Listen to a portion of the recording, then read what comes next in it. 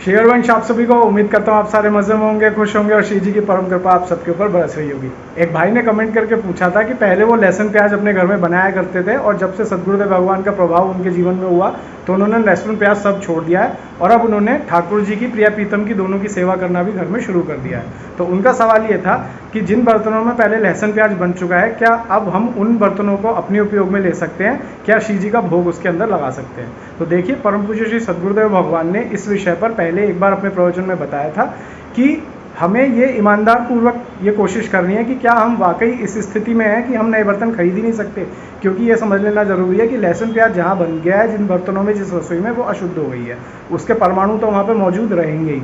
तो ऐसी स्थिति में अपना भजन बचाने के लिए, अपनी भागवतिक स्थिति को और सुदृढ़ करने के लिए हमें ऐसे बर्तनों का त्याग कर देना है जिसमें कभी लहसुन प्याज बना था। लेकिन क्योंकि ईमानदारी से आप अपने अंदर ये झांकिएगा, क्या वाकई में आप इस स्थिति में कि अपने लिए नए बर्तन नहीं ले सकते? अगर नहीं ले सकते तो भी आपको ये कोशिश करनी है कि आप प्रिया प्रीतम का जो भोग होगा उसके लिए तो आप शुद्ध बर्तन ले ही। अपने बर्तनों के लिए अगर बिल्कुल ऐसी स्थिति बन गई है करंट में आपके साथ कि आप नए बर्तन नहीं ले पा रहे हैं, तो आपको इतना कर देना है कि अपने जो पुराने बर्तन हैं उनको आप वृंदावन रज से अच्छे से मांज लीजिए, साफ कर लीजिए, और अपने उन बर्तनों को जब आप रसोई में रखते हैं तो वहाँ पर आप अच्छे से नाम कीर्तन कीजिए, राधा नाम कीर्तन कीजिए, क्योंकि नाम में अपार सामर्थ्य है। किसी भी चीज़ को अशुद्ध से शुद्ध बनाने की भी सामर्थ्य नाम के अंदर, ऐसी करुणामयी महिमा है राधा नाम की। तो आप ऐसा कर सकते हैं। ऐसा सिर्फ उस स्थिति में है कि अगर बिल्कुल ही आपको लग रहा है कि नए बर्तन खरीदने का बजट अभी है ही नहीं। प्रिया प्रीतम के भोग के बर्तन तो आपको नए लेने ही होंगे, इसमें कोई इफ बट है नहीं। और अपने बर्तन में आप ये स्थिति में आप वृंदावन रथ से उन्हें धो सकते हैं, लेकिन साथ में आपको ये भी संकल्प लेना पड़ेगा कि अब दोबारा कभी कोई अभक्ष पदार्थ ना इस रसोई में बनेगा और ना ही इस बर्तन में परोसा जाएगा।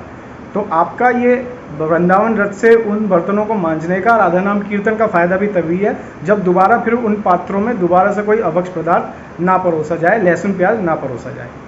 तो उम्मीद करता हूँ ये छोटा सा संशय जिन भैया का था वो क्लियर हो गया होगा। और इसी से मिलते जुलते बहुत सारे संशय काफ़ी लोगों के थे जो कमेंट के माध्यम से पता चल रहे थे। तो अब अगली बार आप भी ऐसा ही कीजिएगा, नए बर्तन ले आइए, नहीं तो जो विधि आपको बताई पूज्य श्री सदगुरुदेव भगवान ने अपने सत्संग में भी ये बात कही है, तो आप उसे फॉलो कर सकते हैं। इंस्टाग्राम पर आप मुझसे जुड़ना चाहते हैं तो ये बारकोड मैंने आपके साथ शेयर कर दिया है, इस पर आप मेरे को इंस्टाग्राम पर ज्वाइन कर सकते हैं और डायरेक्ट मुझसे बात कर सकते हैं। जल्द मिलूंगा आपसे एक नए वीडियो पर, नए सब्जेक्ट पर। अपना ख्याल रखिए, मुस्कुराते रहिए। श्री हरिवंश।